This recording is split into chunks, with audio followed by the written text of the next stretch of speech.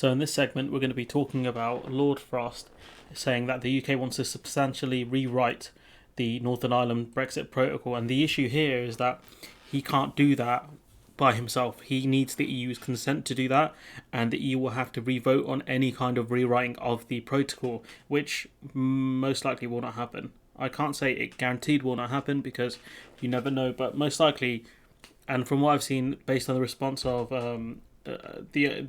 Ireland saying we are willing to be flexible, but we will not renegotiate. It tells me that there's at least one member state that definitely does not want to renegotiate, and that's enough to stop any renegotiation in its tracks, even if it were going to happen. And so I just want to draw your attention to this Lord Frost speech where he's very smug, and sort of some of the bits in the article obviously based on his speech, but look at the smugness of this guy in what he's saying as well. Straight face, deadpan, like if I were him I'd be laughing hysterically because I know this is all a bunch of baloney. But let's watch the video. Change to the Northern Ireland Protocol. We do not shy away from that. We believe such change is necessary to deal with the situation we now face. We look to open a discussion on these proposals urgently. At the same time, we must provide certainty and stability for businesses as we do so. So we believe that we in the EU should also quickly agree a standstill period, as it were, including maintaining the operation of grace periods in force and a freeze on existing legal actions and processes. This is to ensure there is room to negotiate and to provide a genuine signal of good intent to find ways forward. Bro, like the EU have shown a lot of good intent by extending the grace periods. What are you talking about? And then it's like a pause on the legal action, like that's not going to happen. And the fact that, he's saying that the current grace period should be kept in. Maybe that's one of the main reasons why he asked for an extension, was so he could use that point that, look, we want to keep the current grace periods in action for a while, even though the fact that the EU has a ban on chilled meats, like the fact that it's allowed into Northern Ireland is an exception and won't be there forever. You won't renegotiate that one into the Northern Ireland Protocol. So what he's asking for will not happen. And I think this is his further gambit into blaming the EU when they say no. I think that's kind of where he's going, as he's going to continue to blame the EU and threaten to use Article 16, threaten to suspend the protocol, and then, get rid of it, essentially. I think that's what his big goal is either the EU concedes or we get rid of the protocol. So we go into the article here written by Lisa O'Carroll and Jessica Elgart. I don't know a lot about Jessica Elgart, but Lisa O'Carroll does really good work. She's worth a follow on Twitter. So the UK has launched an attempt to substantially rewrite the Northern Ireland Brexit protocol that Boris Johnson signed up to in 2019. The one that he said was a great deal, oven ready, all this nonsense. Frost congratulated his team on how great it was. Okay then.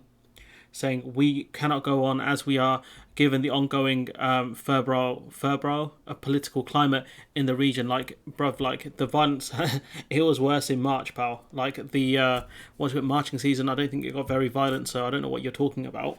Fair enough, it's a low bar, but still. But as he unveiled the UK's blueprint for an alternative, which is to keep everything as is and to renegotiate, which he didn't really set out his own blueprint as far as I know of, but fair enough.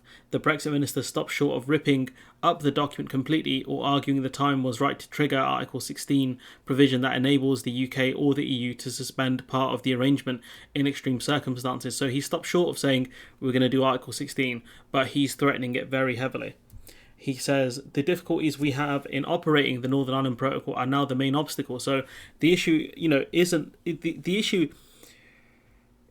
is the operation. So there we go. There's another word there. Implementation, interpretation, all these things, right? The reason why the UK is struggling to operate the Northern Ireland Protocol is because we don't have the staff and facilities to do it. Also, the fact that there's a massive volume of trade that goes from GB to NI, and none of these groups were ready for the change, especially when the government said no changes will happen. So once again, this is on the British government. Frost warned that there was still time to do a fresh deal rather than walk away by triggering Article 16. So he's saying that, look, we have time to renegotiate. If you don't renegotiate, then we're out. We're getting rid of the protocol. And then after that, we're going to see a lot of legal action from the EU, probably. And we're going to see sanctions, most likely. I don't know what the Americans will do. We'll have to wait and see on that one. And also, obviously, the broader community. But let's not forget, there was a lot of international intervention to get the Good Friday Agreement. And Britain is risking that. is risking that. The Good Friday Agreement hasn't been around for that long, let's not forget, but it has done very well. With regards to Article 16, Frost said, "We concluded that it's not the right moment to do so, trigger it," but he warned that these proposals will require significant change to the Northern Ireland Protocol, so that's a renegotiation. So he's saying that it's going to have to go back through, the EU Council and the EU Parliament, also going back through the British Parliament as well. Frost saying, "We do not shy away from that. We believe such a change is necessary to deal with the situation we face now." Frost, in a foreword to the document, the 28-page document, Frost and the Northern Ireland Secretary Brendan Lewis say the proposals will not dispense with many of its concepts, so many of the Northern Ireland Protocol's concepts. So, the idea of the Northern Ireland Protocol will stay, which is to stop a hard border within the island of Ireland, but also protecting the integrity of the single market. So your new Northern Ireland Protocol will manage to do those things, whilst also stop the issues from goods going from GB to NI. Yeah, good luck with that, buddy. Speaking in the House of Lords, Frost called for a new balance in the protocol that will address the disruption to business and trade barriers across the Irish Sea. Look, I'll give you the answer. Get an SPS agreement, you clown. He said with the EU, have not got to the heart of the problem. The heart of the problem is you, Brexit, and Boris Johnson, and the Tory Party, and the DUP. And he called for a temporary standstill period, including the suspension of all legal action by the EU. So he's saying, legal action you're doing, stop it. Put it on pause. So that means the UK know we're going to lose these court battles. That's not a hard one to figure out. And the operation of grace periods will allow continued trade of goods such as chilled meats, including sausages. So he's saying, look, get rid of your legal action, put that on pause. We're going to keep these grace periods indefinitely until a new deal has been agreed. Get out of it, dude. Like this is not going to happen. Highlighted in yellow, not going to happen, and he knows that. So the question is, what does he want to do after this? What is his next move? Is it suspension of the protocol? Who knows? Frost told peers we should return to a normal treaty framework similar to other international arrangements. You see, the issue with that is this situation within the Northern Ireland Protocol is very different because no country would give up sovereignty of its own area like this. The Americans wouldn't give up, say, I don't know, Pennsylvania or something like that to the Canadians and then complain when they can't get goods into Pennsylvania. Like, they wouldn't do that. A sovereign wouldn't do that. The problem is we've done that. That's why this is very different to other international agreements, because these sorts of things are very rare. They're normally done through conquest or some sort of battle, some sort of war to take off land from another country, but we gave this up willingly to get the unicorn deal. This echoes of reports last year that Johnson's former aide, Dominic Cummings, had persuaded members of the ERG MPs last year to vote for the protocol because it would be changed later. So this was always Boris Johnson's plan. We always knew this. No doubt, members of the EU also knew this, that Boris Johnson was going to sign the Northern Ireland Protocol, get it passed into law, an international treaty, by the way, that even the UK has to adhere to. It's in British law, and then get rid of it later. That's how he convinced them. The UK also wants to scrap the involvement of EU institutions and the Court of European Justice in policing and governing the protocol, something that will be anathema to Brussels. The question is which court or who is meant to overrule any legal disputes that occur because of the sort of the neo-Northern Ireland Protocol then, in theory, let's say hypothetically. Is it The Hague? It's going to be the WTO? Who's going to regulate any disputes between the two groups? This is ridiculous. Frost said the UK was willing to explore exceptional arrangements around data sharing and cooperation and penalties and legislation to deter those looking to move non-compliant products from Northern Ireland to Ireland. But the thing is, how are you gonna monitor these non-compliant products going from NI to Ireland? How are you gonna do it? Because there's no border there. There's no way to check. Unless you have like some sort of sticker that says this product can only be sold in Northern Ireland. Stickers can be removed, by the way, unless it's very specific products that can only be found in the UK, for example. This won't work. So this argument here, penalties in legislation. There are penalties in the Northern Ireland Protocol for failure to adhere to the Northern Ireland Protocol. That leads to legal action. There are penalties within the TCA. So you're saying, sign up to this new agreement, we'll put penalties in law, and if anyone breaks it, we'll adhere to that. No, what's going to happen is if you got this new deal, you're eventually going to breach it somehow, and then be like, oh, how dare the EU take legal action? What we want is a new deal to get rid of the disruption. Stupid.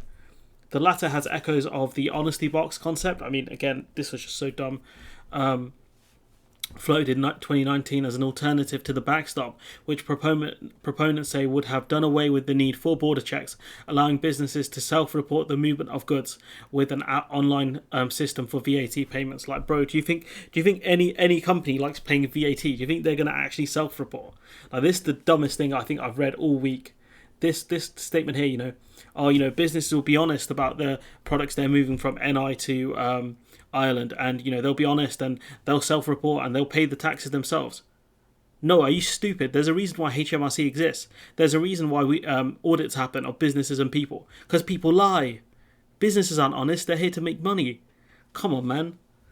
The papers also propose a dual regulatory regime that would allow manufactured plant or animal goods to be to be able to circulate within Northern Ireland if they meet UK or EU rules. So you're saying that, as long as these foods meet EU standards, they'll be able to go from GB to Ireland. But how are you going to prove that they're up to standard without checking them? Like, once again, like this statement here again is another dumb one, because he's saying that, the foods that meet standard can be taken from NI to Ireland. It's like, how are you going to know they're up to standard? It's like, trust me, bro. This will prompt questions as to why the UK would not accept a veterinary agreement on the free flow of food supplies complied with EU standards, because obviously we don't want to be kept to higher standards. We want low standards, so we can buy all that glorious Aussie beef. So again, this statement here isn't the dumbest one. I think it's this one, but there's a lot of dumb statements here from Frosty.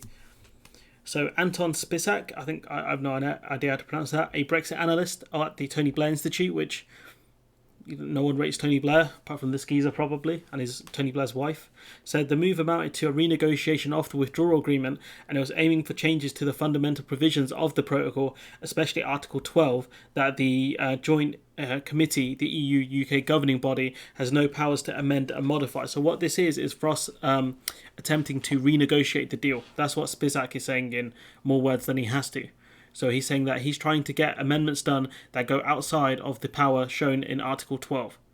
So it's very obvious what Frost is doing, and he's not going to get his way. So the question really is, what is Frost's next move? And you let me know in the comments, what is he going to do next? Because it looks like he's building to suspending the Northern Ireland Protocol. That's what it looks like.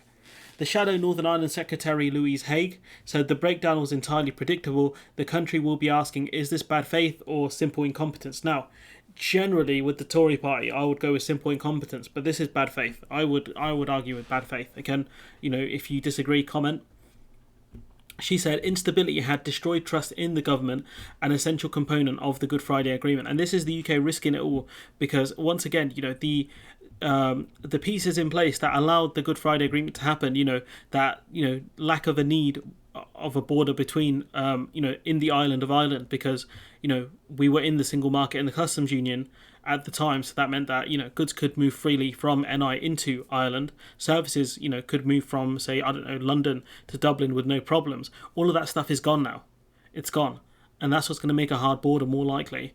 Or a situation where violence will ramp up because you've gotten rid of the Good Friday Agreement, the thing that has managed to keep peace within, Ireland, the entire island of Ireland since its inception. You've had, spots of violence with obviously the IRA and stuff like that, but not the outright troubles that people saw during the 70s, 80s, and 90s. I wasn't around really for any of it, so all I can go is off second-hand reporting, but it sounded grim. That's all I can say. Instead of offering reassurances to businesses, the government is making more threats to tear up the protocol with nothing to take its place, Hay said. Which is true, that's what the government are doing, not offering reassurances to businesses.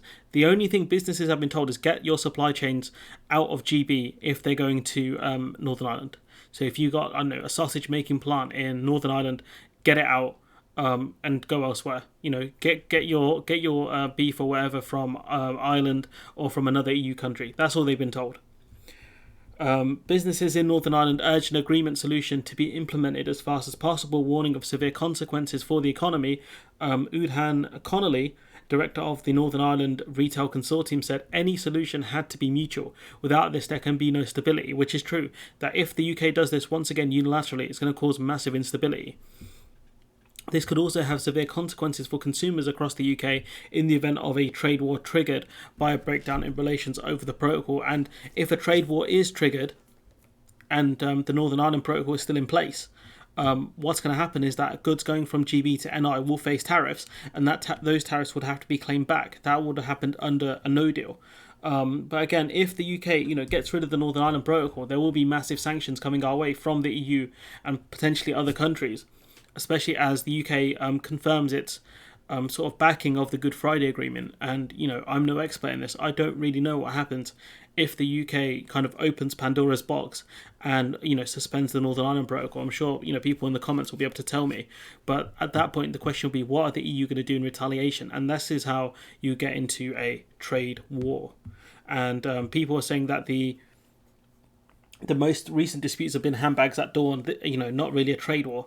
So, I think if, we start seeing bits of the TCA being suspended, you're in a trade war, son, and there is no way out of it. No short-term way anyways. And that's going to cause a massive problem, especially since we can't retaliate as we're not doing import checks. So we can't actually stick tariffs on EU goods. And also, why would we stick tariffs on EU goods? Because it means that consumers have to pay more in this country, considering that we import so much, food from the EU. We import more food than we produce in this country. So you're going to massively push food prices up. But anyways, look, that's enough from me. I've rambled on for a while. Let me know what you think about this clown and the rest of the video in the comments below. Like, comment, share, subscribe, and hopefully I'll see you in the next one.